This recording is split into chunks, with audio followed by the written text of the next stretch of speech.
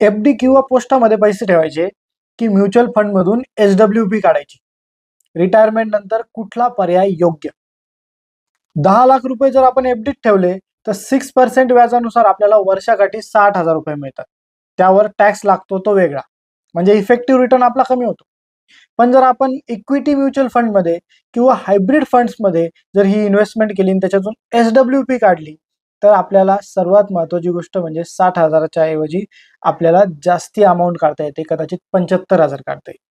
त्याच्यानंतर काढलेल्या अमाऊंटवर टॅक्स सुद्धा कमी लागेल, कारण की इथे फक्त एकच टॅक्स आहे आणि तो म्हणजे लॉंग टर्म कॅपिटल गेन, त्याला वेळ लागतो.